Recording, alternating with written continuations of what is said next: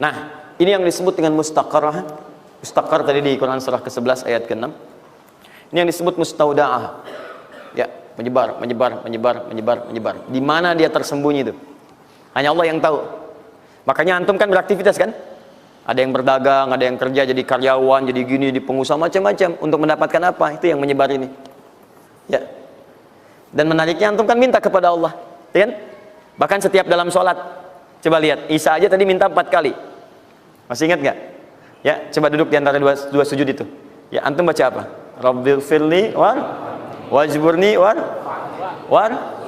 apa artinya warzukni? Minta rizki tuh. Antum minta rizki, antum ke pusat minta tuh kepada Allah. Ya Allah, saya minta rizki, minta rizki. Warzuk itu minta rizki. Ada yang belum tahu. Ya 4 kali Isa warzukni, warzukni. Setelah Isa masih minta juga. Ya Allah, berikan saya rizki. Yang tadi apa dalam sholat? Warzukni. Warzuk itu minta rizki. Antum minta ke pusat tuh, minta, ya Allah, minta. Soalnya Allah disebarkan. Ambil. Cuman persoalannya yang kurang lengkap, kita nggak belajar bagaimana cara ngambilnya. Nggak tahu infonya, ini nyebarnya kemana aja nih. Yang paling repot itu adalah orang bikin usaha duluan. Usaha ini. Memang akan dapat. Cuma karena kita nggak tahu cara menyebarnya, maka masanya lebih lambat cara mendapatinya. Dan itu nggak terukur. Nggak terukur dalam konteks apa? Dalam konteks memetakan aktivitas kita. Kadang-kadang, maaf, waktunya sholat masih sibuk nyari ini. Ya, jadi kita nggak bisa bagi kapan sholat, kapan baca Quran, kapan sedekah, kapan tilawah, kapan ngapalin Quran. Coba lihat Abu Bakar As-Siddiq radhiyallahu ta'ala anhu. Itu kan pedagang sukses, pebisnis sukses, hartanya banyak, tapi masih sempat sholat tahajud sampai khatam Quran. Masih sempat sehari punya program sedekah, sehari nengokin orang sakit, sehari bisa menyolatkan orang yang meninggal, sehari bisa nganterin orang ke alam kubur. Itu ketika Nabi tanya, siapa malam ini hari ini yang sempurna jamaahnya? Ngacung semua. Siapa hari ini sudah sedekah? Sebagian turun tangan, Abu Bakar masih angkat. Siapa hari ini yang sudah membaca Al-Quran? Beliau angkat. Siapa hari ini yang nengok orang sakit? Beliau angkat. Siapa yang hari ini sudah mengantar orang ke jenazah ke kuburan? Beliau angkat. Semua ini katakan Nabi, beliau angkat tangan. Nah, pertanyaan saya itu bagaimana cara manage aktivitasnya? Karena beliau tahu kunci rezeki itu ada di sini. Kalau nyebarnya ke sini, maka beliau atur aktivitas ibadah saya ini yang ke sini, yang rezeki ini yang ini. Atur waktunya kapan mendapatkan yang ini, kapan dapat yang lain. Yang paling dahsyat ini nanti yang akan kita bahas. Ada rezeki bahkan yang belum dicari, dia sudah datang min haitsu la yahtasib, dari sisi yang tidak dia ketahui. Ya, nanti kita lihat dan kita buktikan dengan ayat-ayatnya. Kedua, rezeki yang didapatkan dengan bersyukur. Dua, dengan syukur.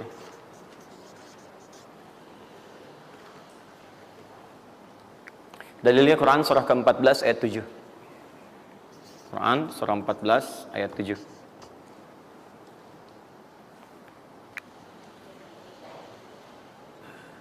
Yang saya kotaki itu yang dihafal ya.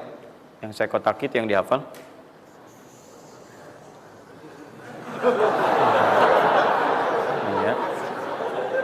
Enggak, ini inti ayatnya. Saya serius, ini inti. Ini harus ada. Ini, karena ini saya sering katakan ketika Anda menghafalkan, itu spirit ayatnya ada dalam jiwa kita. Kalau bisa udah otomatis gitu. Udah otomatis. Jadi begitu antum mengerjakan itu, antum ingat, dan ketika antum berniaga pun antum ingat. Jadi kalau antum sedang misalnya usaha apa, ada sholat tuh, antum refleks sholat. Karena tahu dengan sholat itu rezeki bertambah bukan berkurang. Jelas ya? Nah, terus kan ini Quran surah 14 ayat 7. Saya naikkan ke atas ya. Turunannya. Quran surah ke-9 ayat 103. Saya urutkan berdasarkan amalan. Dan Quran surah 9 ayat ke-60.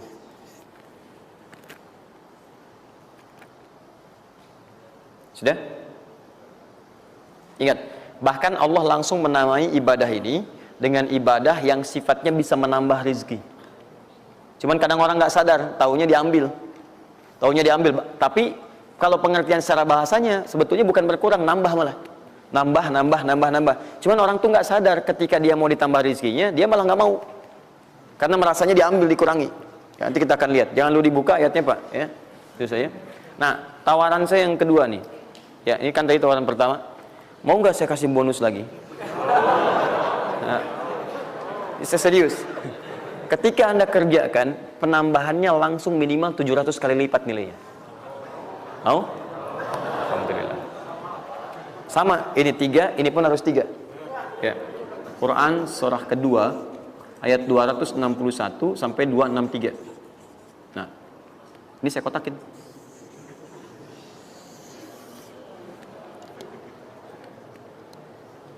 Sebentar. Quran surah kedua ayat 261 sampai 263. Saya mohon izin ya, saya lihat dulu satu. Supaya nggak online maksud saya. Pokoknya Anda online ada masalah dengan saya nanti. Nanti saya kasih di akhir, rumus cepat menghafalkan. Sudah? Nah. 2. Nah, yang ketiga, nanti saya simpan dulu aja supaya Anda fokus yang ini dulu untuk berlatih selama sepekan. Ya, berlatih selama sepekan. Supaya nanti, karena yang ketiga ini lebih cepat lagi. Lebih cepat. Saya khawatir Anda melakukan lompatan langsung pada yang ketiga. Nah, persoalannya kita mesti berurut karena yang 1 dengan 2 ini keduanya saling bersinergi. Begitu yang kedua udah dapet, yang ketiga lebih mudah. Ya, karena sudah punya kebiasaan dari yang pertama tadi. Kalau saya munculkan yang ketiga sekarang, maka persoalan terbesarnya adalah kebanyakan orang nanti akan meninggalkan yang ini yang paling bahaya. Semuanya pada di masjid aja gitu kan, dan sebagainya. Jadi nggak ada di kantor kosong, di bank kosong. Jadi hilanglah kehidupan di muka bumi. Ya. Jelas ya? Nanti kalau ini udah enak, nanti saya turunkan ini yang dikejar oleh sahabat kemudian. Sampai Utsman bin Affan, Abdurrahman bin Auf tuh hobinya cuma nungguin tahajud aja. Nungguin tahajud, datang. Bukan nggak kerja. Karena semuanya sudah melewati batas ini. Ini udah selesai, mereka pindah pada level yang ketiga. Itu kalau tiap malam lomba, dikisahkan oleh Imam An-Nawawi dalam kitabnya Tibyan, itu lomba dengan Abdurrahman bin Auf, Tamim Ad-Dari, itu tiap malam paling minimal sekali khatam Al-Quran dalam tahajudnya. Tapi dahsyatnya, besoknya, sekiannya itu selalu datang. 60, kalau kita sekarang 60 kontainer datang, isinya emas, perak, berlian, macam-macam. Ya, kebayanglah kalau ke PTM datang 60 kontainer isinya. Mas perak, makanya nggak ada yang dikasih lagi. Nah, lihat sini, sudah? Saya mulai ya. Nah, ini saya harus selesaikan ini. Kita sepakat dulu sampai jam berapa kita? 11. Oh enggak, kalau Anda mau sampai jam 11 silakan saja. Saya setengah 10 selesai lah. Karena ini pembuka ya, pembuka. Ke depan kita akan lebih kompleks karena saya pengen ini dicoba sampai sepekan. Nanti akan melahirkan perubahan. Karena ke depan kita akan bicara tentang riba, tentang macam-macam ya. Itu perlu lebih fokus lagi. Ini yang dasar untuk sepekan dulu. Siap ini ya? Yuk kita mulai. 1. Rizki lewat ikhtiar atau usaha. Saya boleh teman-teman sekalian buka ini ya? Ini udah? Ya. Udah. 1 yang lewat usaha itu ikhtiar. Ya, buka Quran surah 39, Quran surah 53 ayat 39. An-Najm ayat 39. Wa allaysa lil insani illa ma sa'a. Wa allaysa lil insani illa ma sa'a. Wa allaysa lil insani, bahkan setiap manusia itu, awas, illa ma sa'a, akan mendapatkan rizki, akan mendapatkan hasil dari apa yang telah ia usahakan dengan sungguh-sungguh. Jadi kalau Anda ingin mendapatkan apapun, mau dapat pahala, dapat rizki, dapat ini, dapat itu, maka semua bergantung yang pertama pada tingkat kesungguhan usaha Anda. Usaha yang serius, yang sungguh-sungguh disebut dengan sa'a, yas'a, sa'yan. Sa'a, yas'a, sa'yan.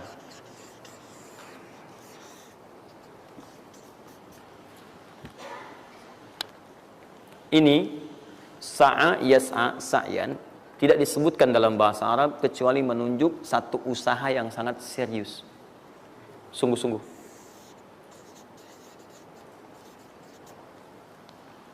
Rizki yang pertama ini sifatnya kata Al-Quran, langsung Allah yang menyampaikan. Kalau Anda mau mendapatkan rizki itu, baik yang sifatnya materi, uang, rumah, mobil, pakaian, makanan dan sebagainya, maka Anda mesti serius usaha. Usaha yang serius. Saya belum bicara bagaimana cara usahanya. Tapi Quran ingin membangun komitmen dulu. Anda mau usaha enggak? Anda usaha, saya kasih kata Allah. Jadi kalau Anda enggak usaha, enggak akan turun rezeki. Ya. Enggak ada rezeki turun dengan cuman diam aja. Enggak ada. Anda mesti usaha. Saat saya berada di Mesir, ada 2 mahasiswa itu saling, mereka paham Quran. Mereka diskusi ingin membuktikan kebenaran Quran. Yang satu cara berpikirnya benar, yang satu keliru. Yang satu berkata, Allah kan sudah jamin rezeki kita akan diberikan, ya kan? Sampai kita wafat sempurna rezeki. Jadi nggak nyari pun pasti dikasih. Cara berpikirnya seperti itu. Ini yang dipakai oleh orang liberal sekarang. Nah, maksudnya logika semacam ini.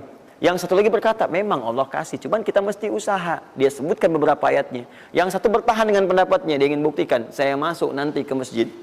Kalau di Timur Tengah itu suka ada zawiyah, tempat-tempat khusus untuk ibadah. Dia masuk ke dalamnya, sembunyi di belakang meja. Nah, di masjid itu suka ada muhsinin, para donatur, yang itikaf kasih makan, kasih makan. Hari pertama semua dikasih, dia tidak, karena ngumpet. Karena perjanjiannya nggak boleh ada usaha apapun.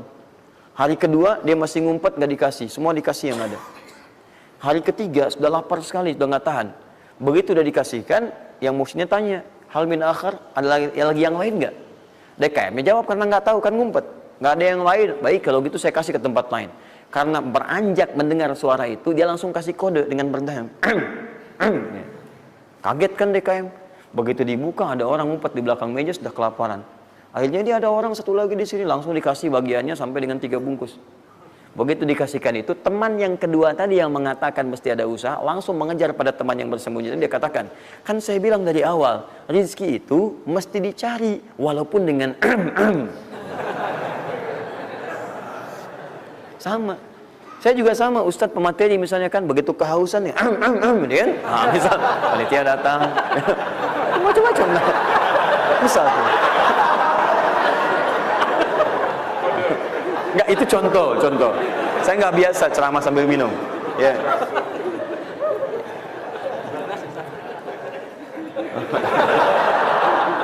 Jelas ya? Nah, jadi prinsip yang pertama, kita harus punya komitmen yang kuat dengan Allah. Kata Allah, kerja ya kerja. Kata Allah, usaha ya usaha, jangan diam. Di usaha itu sepanjang keluar yang disebut usaha dari dalam tubuh kita, kaki melangkah, tangan bergerak gitu kan, kemudian mulut berbicara, bersuara, atau telunjuk menunjuk aja, ada usaha, rezeki turun. Apa butuh pembuktian lagi? Tuh lihat di beberapa belokan-belokan tuh, cuman orang begini aja, prit, 1000 makasih pak, 2000 makasih bos, kan, 5000 paman. Om. Jelas ya, paham ya? Nah, ini yang pertama, usaha yang serius. Nah, ini langsung dicontohkan oleh Allah. Bahkan kalau Anda serius, nah perhatikan, ini jejaknya langsung ditemukan dan diabadikan dalam Al-Quran. Ada beberapa tahapan yang mesti kita tahu. 1, 2, 3. Perhatikan cara keseriusan yang digambarkan dalam Al-Quran. Teman-teman, kalau saya sebutkan sa'ah dalam Al-Quran, mungkin agak banyak kita mencarinya, butuh energi. Tapi kalau saya ilustrasikan begini, antum insya Allah akan lebih cepat menemukan. Kalau kita haji atau umrah, kemudian ada ritual setelah tawaf, namanya apa? Sa'i. Apa itu sa'i? Tuh kan, lari-lari kecil. Kalau lari-lari besar, maraton. Kan sudah saya tuliskan di atas. Sa'i itu kan dari sini tulisannya. Ya, dari mana sa'i itu? Safa ke Marwah. Ya, buka Quran surah kedua ayat 158, paling kiri di pertengahan.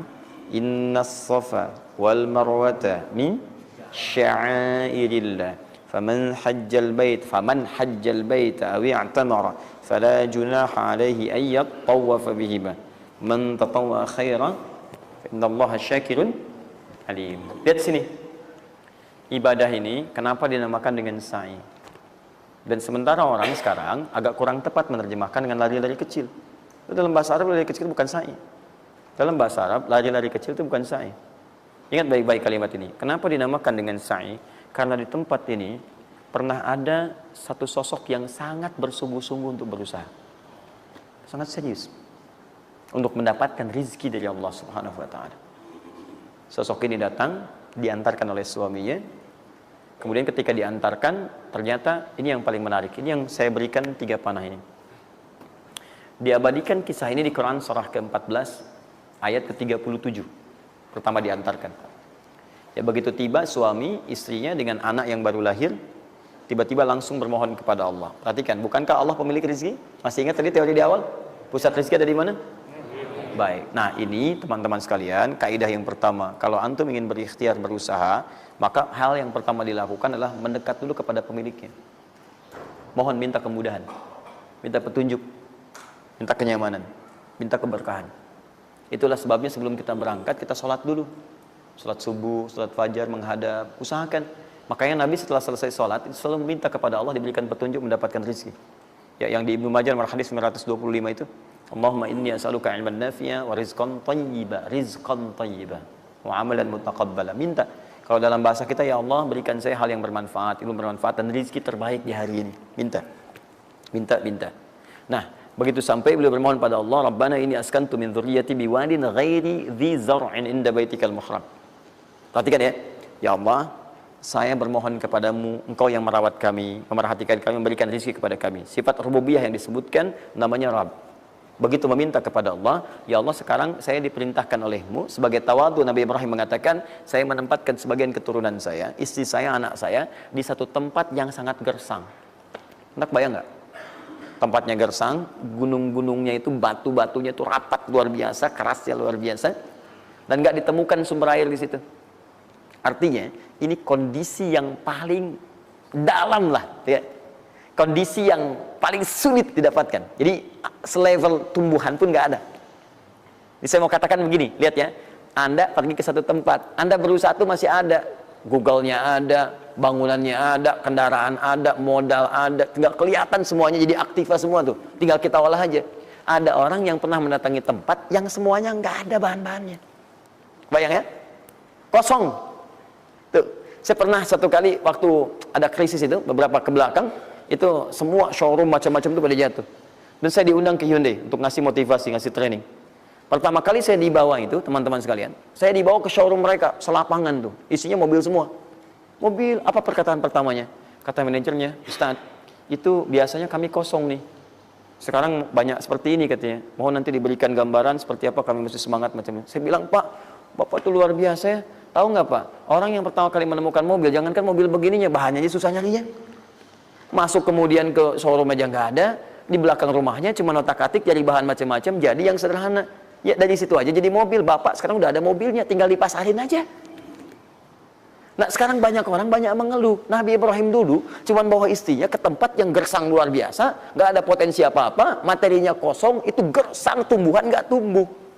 Apa yang terjadi? Begitu sampai di situ, satu kalimat ketika meninggalkan Ibrahim istrinya Sayyidah Hajar dengan anaknya Ismail alaihissalam, maka pertanyaan pertama dalam satu riwayat, ahadza min amrillah, apakah semua ini ketetapan Allah? Maka dijawab bala. Perhatikan prinsipnya, selama ini ketetapan Allah, maka Allah tidak akan menyia-nyiakan saya.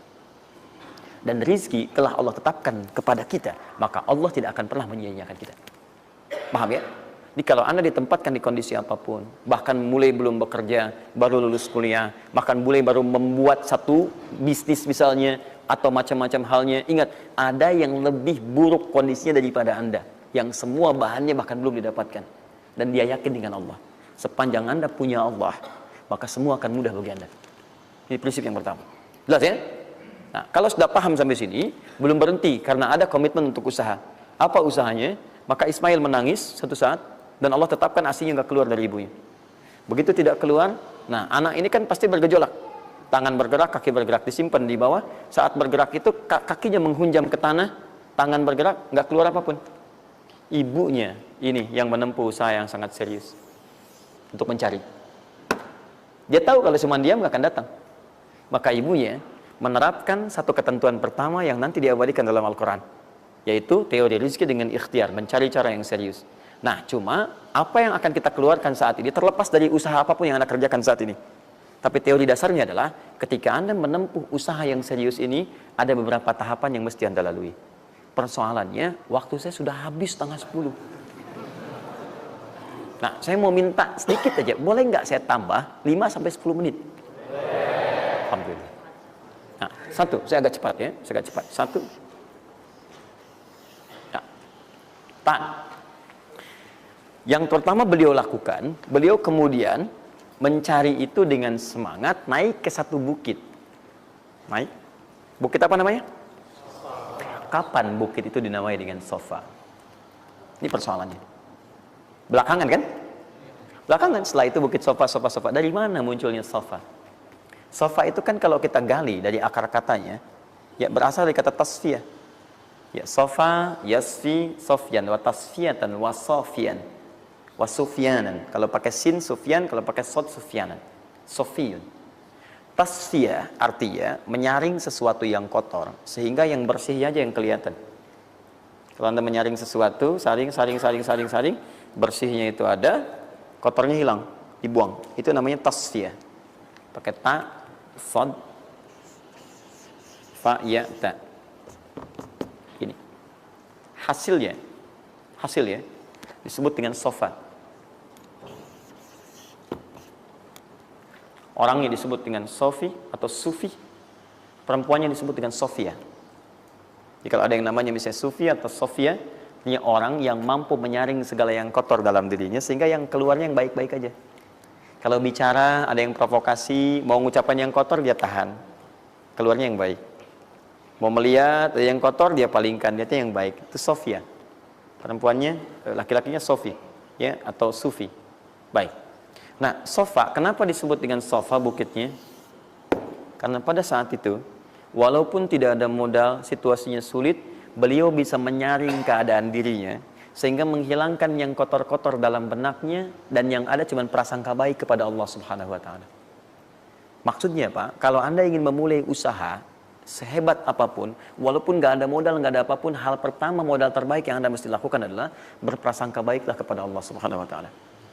Sofa. Positive thinking kepada Allah. Allah sudah janjikan kepada saya, maka saya akan memenuhi apa yang Allah perintahkan. Dan akhirnya Allah memberikan apa yang dijanjikan. Sudah ya? Kalau Anda memulai dengan perasaan yang baik, yang positif, nanti Allah akan angkat Anda berada di puncak seperti Sayyidah Hajar naik ke atas bukit itu. Sudah ya? Dan perasaan Anda pun akan enak. Tapi kalau belum apa-apa Anda sudah negative thinking kepada Allah, maka mohon maaf, jangankan rizkinya, maka usaha Anda pun tidak akan maksimal, effortnya akan sangat kurang. Anda baru mau ke kantor, terus tiba-tiba melihat mendung, ya, terus orang udah mulai macet, terus negatif muncul di situ, ya, mendung, macet. Terus apakah dengan mengatakan ya, mendung dan macet, kemudian macet itu akan terurai? Mendung itu akan sirna? Tidak. Sampai Anda bikin status pun nggak akan pernah kelar. Ceklik, hari ini Bekasi macet. Terus Anda ngapain? Jadi kalau Anda mau mengawali sesuatu, maka positive thinking kepada Allah. Bismillah. Allah yang bikin mendung, Allah yang bikin terang. Nggak ada bedanya. Bismillah. Saya diperintahkan, saya jalan. Tak bisa, kemudian saya coba cari alternatif. Macam Anda usaha. Paham ya? Nah, kemudian, bukankah seseorang berusaha itu ingin mendapatkan sesuatu? Puncak hal yang diinginkan, yang diharapkan itu bentuknya rizki. Tapi sifat ingin mendapatkan sesuatu, puncaknya disebut dengan marwah namanya. Sesuatu yang sangat diharap, diinginkan, marwah. Perhatikan baik-baik. Ya. Saya mau tanya begini, dari sofa ke marwah. Berusaha dengan serius Sayyidah Hajar. Lihat sini. Sofa itu kan di atas kan? Terus turun kan? Turun, tahan sini. Begitu ke sini, melihat ada peluang di sini. Terlihat seperti ada oase. Maka dipercepat jalannya. Makanya di sini sekarang ada tanda lampu hijau. Ya, begitu nyampe sini untuk laki-laki lari-lari kecil. Perempuan jalan cepat. Ini karena ibadah yang disebut dengan sa'i sering diartikan dengan lari-lari kecil. Ini berlari ini teman-teman, jalan cepat ibu. Ini sesungguhnya awalnya ini melihat di sini seperti peluang ada oase di sini di Marwah. Banyak air. Maka dipercepat jalannya. Sampai di batas ini ragu lagi. Betul nggak ya? Apa cuma fata morgana? Tapi yang paling dahsyat adalah dia memastikan dengan ikhtiarnya. Saya mesti pastikan dulu, jangan menduga-duga. Dikejar sampai ke atas. Begitu kepastiannya tidak ada sama sekali. Ternyata fata morgana saja. Dari sini balik lagi, mungkin di sini ada. Ya, balik lagi ke tempat tadi, balik dilihat sini kayak ada betul di sini. Balik nyampe sini fata morgana. Bola balik sampai dengan 7 kali. Ya, dari sini ke sini 1, sini ke sini 2, ini 3, 4, 5, 6, 7. Ingat, sofa selalu genap, marwah selalu ganjil. Kalau Anda umrah, kemudian tiba-tiba Anda merasa berakhir selesai, tapi posisi Anda di sofa kemungkinan cuma 2. Kalau bukan Anda kurang baru 6 kali, atau Anda terlampau soleh 8 kali. Pasti di sini. Nah, apa hikmahnya? Proses ini disebut dengan sa'i. Perhatikan baik-baik. Tahan, fokus. Ketika Anda berusaha teman-teman, maka mulailah dengan berpositive thinking kepada Allah. Tapi ingat, Usaha Anda tidak akan selamanya ada di atas. Mungkin suatu saat akan turun. Kan? Mungkin Anda ada di puncak. Mungkin suatu saat Anda turun. Mungkin kadang ada di puncak, kadang stabil aja. Tapi kalau Anda melihat peluang, cepat kejar selama peluang itu baik. Itulah yang dimaksud dengan kompetisi yang sehat. Anda dapatkan kejar. Ada tender, ikut tender dengan cara yang baik, cara yang normal. Ikut. Kalaupun bukan rezeki Anda, nggak ada masalah. Dan jangan pernah macam-macam lah. Saya dah ajar kan nggak pernah nyogok sama malaikat. Malaikat cepat sini dah gitu. Saya kan istri Nabi gitu kan. Kau minta apa saya kasih, kan nggak pernah. Ya biasa aja bolak-balik. Ya walaupun mungkin ketika Anda kejar itu bukan bagian Anda, mungkin cuma fata morgana, nggak ada masalah. Saya kasih rahasia besarnya. Sepanjang Anda betul-betul ikhtiar dilakukan karena Allah, maka perhatikan baik-baik. Kadang-kadang Allah seakan menunda apa yang menjadi hak Anda, bukan ingin menunda dan membiarkan Anda tidak mendapatkan sesuatu, tapi ingin memberikan semua nikmat secara sempurna. Karena di atas itu ada nikmat pahala, ada nikmat doa, ada nikmat istighfar, ada nikmat usaha, dan nikmat hasil yang tiada terputus. Tidak terputus. Lihat sini. Kalau antum sehari berusaha, nggak dapat apa-apa. Memang, mohon maaf, hasilnya belum dapat diraih. Belum dilihat tuh. Tapi bukankah pada saat itu, doa antum akan bertambah? Bukankah malamnya salatnya nambah? Tahajud? Bukankah di situ kadang-kadang kita istighfar? Ya Allah. Teman-teman, bukankah istighfar menggugurkan dosa? Bukankah berdoa menambah harapan, mengakumulasikan sesuatu? Bukankah tahajud menambah pahala lagi? Kadang-kadang yang diinginkan oleh Allah pertama kali bukan dunia dulu. Ketika Allah mencintai seorang hamba, dia akan berikan pahala akhirat dulu. Karena dunia itu sifatnya sementara. Hei fulan, kamu kemana aja? Kemarin kamu jauh dari saya, baru sekarang kamu pikir dekat dengan saya. Saya nggak pengen kasih dunia dulu, dunia itu kecil. Kalaupun di seekor sayap samuk sebelahnya, sebelah sayap nyamuk ada dunia itu ada nilainya, saya kasih buat kamu deh, nggak ada nilainya. Ya, karena itu saya ingin kamu akhirat sempurna dulu. Saya ampuni dulu dosa-dosa kamu yang kemarin. Begitu sudah diampuni, hari kedua istighfar lagi diampuni, saya kasih pahala yang banyak. Begitu pahala udah dapat, dosa udah diampuni, baru dunia diakumulasikan. Karena hukum dunia itu, kalau antum usaha akan terus diberikan. Jadi nggak ada yang nggak dikasih. Jadi kalau antum sehari bekerja ini, kelihatannya nggak dapat apa-apa. Bukan nggak dapat apa-apa, disimpan untuk diakumulasikan. Nanti dosa antum tuh udah hilang, amalan udah banyak, antum dapat banyak. Kadang-kadang nggak sadar kalau saat dapat banyak itu sebetulnya itu hasil usaha antum sebelumnya. Itu teorinya begitu. Ya, jadi nggak ada yang nggak dapat apa-apa, semua akan dinilai. Sepanjang antum bergerak dikasih, dan antum buktinya hidup juga. Sampai ke hari itu kan masih hidup, bisa makan juga di hari itu, bisa beraktivitas juga, sehat juga dan sebagainya. Belum dapat apa. Makanya kata Nabi, yang hari itu ada makanan, dia orang kaya sebetulnya. Kalau besok masih ada lagi, kaya banget. Antum sampai sebulan masih ada cadangan. Ini kenapa kita mesti berkeluh kesah? Dan belum tentu hidup juga sampai besok. Yang antum mau ngumpulin apa? Nah, maka prinsip yang terbaik adalah ketika antum berikhtiar, ikhtiar usaha yang maksimal. Tapi jangan khawatir kalau antum kerja sehari nggak dapat, 2 hari belum ada usaha. Jangan khawatir teman-teman sekalian. Rumus yang mengatakan semua ketika badan bergerak, maka rezeki dituliskan untuk keluar. Tapi kadang-kadang ada yang Allah inginkan lebih besar dari apa yang Anda harapkan. Apa yang Allah harapkan, ikutkan ke situ, maka Anda akan mendapatkan akumulasi bagiannya. Itu yang dilakukan oleh Sayyidah Hajar. Begitu beliau kemudian naik ke Marwah, nggak dapat, naik ke Safa, nggak dapat. Apa pernah tertuliskan dalam riwayat sedikit aja Sayyidah Hajar mengeluh? Tunjukkan kepada saya kitab mana yang pernah menunjukkan riwayat ketika bolak-balik itu, kemudian Sayyidah Hajar berkata, ya Allah, saya kan istri Nabi, saya kesini memenuhi perintahmu, ya Allah, ini udah capek, kenapa belum turun juga? Pernah nggak? Kedua, ketiga, keempat, kelima, sampai ke yang ketujuh. Begitu sampai di Marwah, baru kemudian diakumulasikanlah itu. Apa yang terjadi? Ibunya yang usaha bolak-balik. Airnya keluar dari mana? Anaknya, kakinya kemudian menghentak lagi.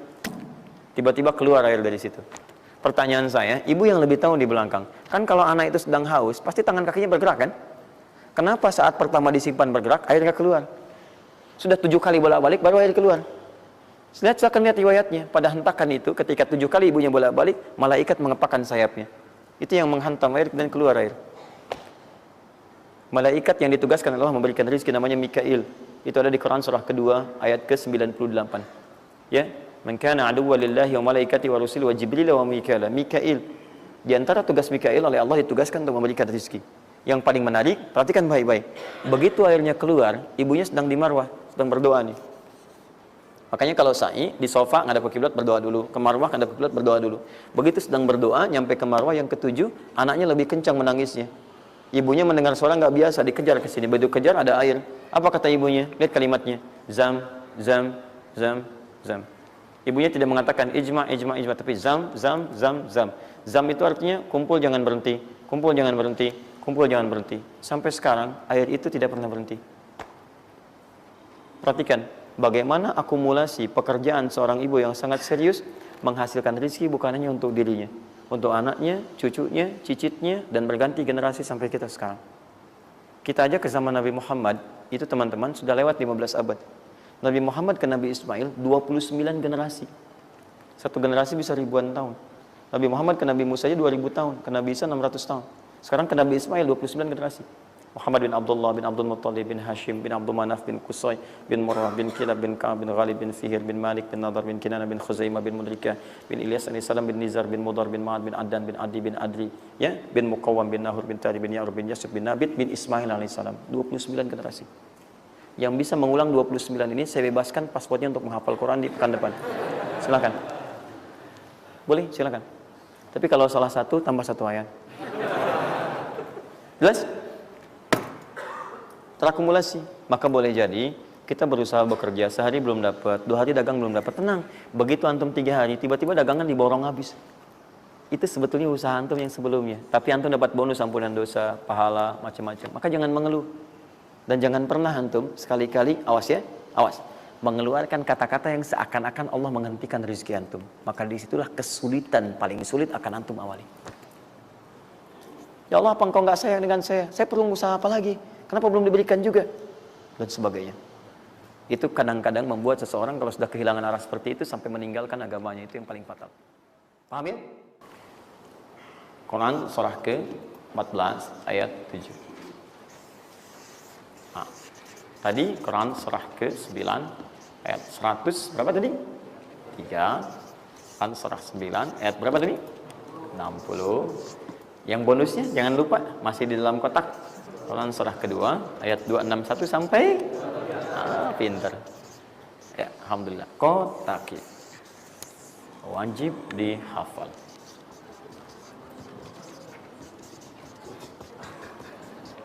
Maksud saya di akhir pasti ada yang foto. Saat foto itu kalimat ini harus muncul. Jangan di capture, jangan di crop. Jangan di crop. Fokus. Nah, sekarang rezekinya sudah ada. Bagaimana Anda mendapatkan akselerasi dari peningkatan? Ya, baik sifatnya kuantitasnya ataupun juga nilainya. Terus. Ya, maka rumusnya kalau sudah dapat dari usaha itu, tadi kan usaha kan? Ya, ada usaha yang kedua. Masih ingat teman-teman yang punya rezeki siapa? Nah, sekarang Allah tawarkan, saya akan berikan kepada kamu, kata Allah, peningkatan dari usahamu dengan cara yang tidak terlampau susah. Kamu gak perlu kerja ini lagi, itu lagi, dan sebagainya. Tapi kamu tinggal mengimbangi saja. Kamu kerja, kamu amalkan juga yang ini. Apa amalan itu? Syukur. Perhatikan langsung redaksi dari Allah. Saya tidak akan menambah, mengurangi. La in syakartum la'azidannakum. Ingat, la in syakartum, kalau kamu bersyukur kepada saya, la'azidannakum, saya akan tambah bagimu. Jelas ya? Tambah di sini bukan menambah nominal. Ya, karena nominal itu akan tetap. Maksudnya kalau antum 100 miliar aja. Yang ditambahkan itu ada 2. Pertama, penambahan percepatan dan kemudahan dalam mendapatinya. Lebih mudah dari sebelumnya. Yang kedua, penambahan keberkahan di dalamnya. Berkah itu manfaatnya lebih banyak. Yang tadinya 50.000 jadi cepat habis, sekarang tuh banyak manfaatnya. Ya, kepake gitu. Di kalau dulu tuh semua pengen dibeli, dapat 5 juta juga, cuma semua pengen dibeli baju, dibeli gitu kan. Ya ini dibeli, lihat orang beli ini pengen beli itu. Tapi setelah antum kerjakan ini, itu asasnya asas manfaat. Kepake nggak? Manfaat nggak? Kalau manfaat itu saya dapatkan, kalau tidak mungkin hak orang lain yang Allah titipkan lewat saya. Jelas ya? Nah, sekarang lihat. Bagaimana cara bersyukur itu? Cara bersyukur itu ada 2. Ya, saya percepat dan di sini kita berakhir. Saya cuma tinggal punya waktu 2 menit lagi, maka saya percepat kalimat saya. 1. Cara bersyukur itu, 1, keluarkan dari harta itu bagian zakatnya kalau sudah memenuhi unsur zakatnya. Keluarkan dari bagian harta yang didapatkan. Kalau antum bekerja dapat gaji, dapat macam-macam, masuk nisabnya, muncul haulnya, kaidah pertama keluarkan. Dah. Keluarkan. Tidak usah mikir, nggak usah macam-macam. Dah, 2,5% keluarkan. Itu 2,5% itu paling minimal. Kalau mau 5% keluarkan. Ingat rumusnya, kenapa disebut zakat? Di antara makna zakat itu adalah annama, sesuatu yang berkembang, nambah. Ya. Zakat itu ada at-tahara, ya, an-numu, ya, sesuatu yang berkembang. Di dalam bahasa Arab sekarang investasi disebut dengan annama wal istismar, sesuatu yang diinvestasikan. Jadi ketika Anda zakat sebenarnya bukan mengurangi harta, menginvestasikan harta untuk ditambah. Minimal 10 kali lipat dari sebelumnya. 10 kali lipat. Jadi kalau Anda misalnya keluar zakat, taruhlah misalnya 25 juta, ya, Anda dapatkan. Terus 2,5% diambil dari situ, berapa? 2,25, ya, 2 juta, 2,5. Anda keluarkan tuh. Maka Anda pada hakikatnya sedang melipat gandakan harta Anda 10 kali lipat dari sebelumnya. Jadi Anda akan dapat dari situ 22,5 juta. Bentuknya bisa macam-macam. Ingat, rezeki itu kan bukan hanya uang. Tadi saya katakan. Ya, bisa jadi proyek baru datang nilainya segitu. Bisa jadi apa lagi? Bisa jadi dijaga kesehatan, nggak sakit selama sebulan. Biasanya cek lab ini itu dan sebagainya, ya kan? Kolesterol macam-macam habisnya segitu. Bulan itu nggak ada apa-apa. Terus Anda berkata, alhamdulillah nih sekarang saya kelihatan sehat, gini-gini, hasilnya positif. Padahal Anda itu dihasilkan lewat zakat, lewat macam-macam. Nah, misalnya nggak ada konflik, nggak ada masalah di hari itu, yang kalau diselesaikan nilainya 22 juta. Masa marah dengan istri macam-macam. Mama kenapa sih mah gini.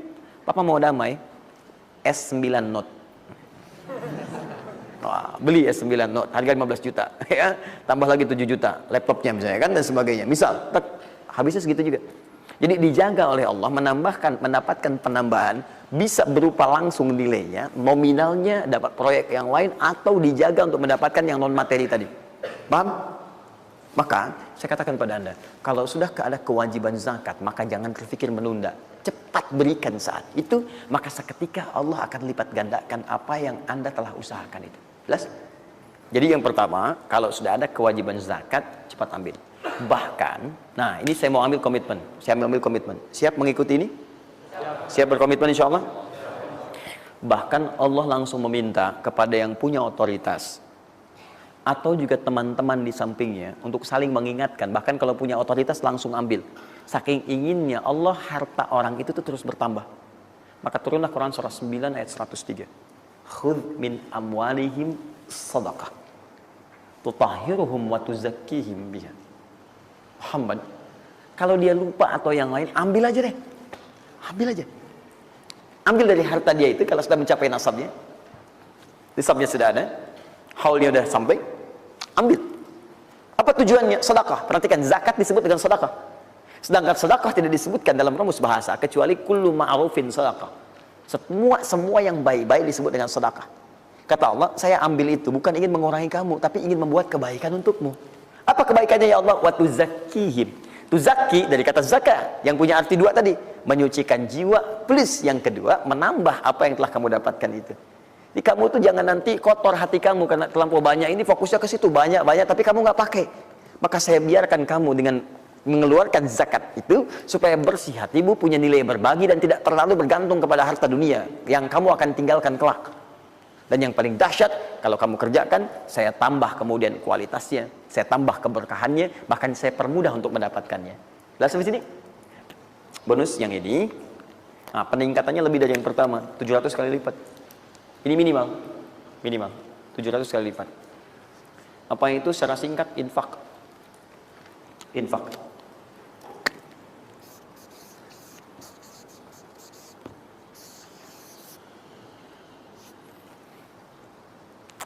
Sudah? Afalul ladzina yunfiquna amwalahum fi sabilillahi kamathali habba ambatat sab'a sanabil fi kulli sunbulatin mi'atu habba wallahu yudha'ifu liman yasha wallahu wasi'un 'alim. Sampai ke ayat 263 sampai ke qaulun ma'ruf, ya, dan seterusnya. Lihat sini. Allah tawarkan satu amalan yang dengan ini bisa melipat gandakan sampai 700 kali. Ya, ada yang sifatnya pahala, ada yang lain-lain dan sebagainya. Ya, sederhana. Kalau Anda mau infak, mathalul ladzina yunfiquna amwalahum fi sabilillah. Baik, kalau Anda mau infak, yang infak itu bukan infak biasa, tapi infak digunakan untuk fi sabilillah.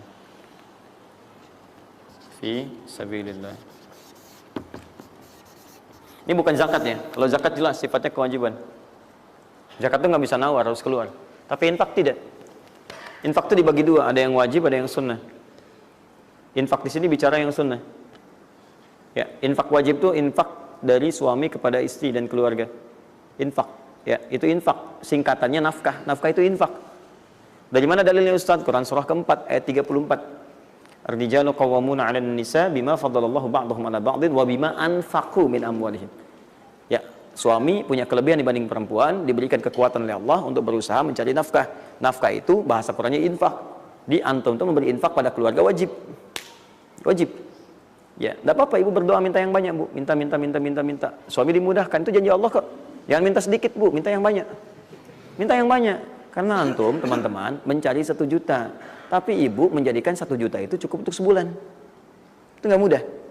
Ya, maka berpartner di situ. Ya, saat suami keluar atau ibu yang berbisnis sekarang dan sebagainya bermohon kepada Allah minta kebaikan.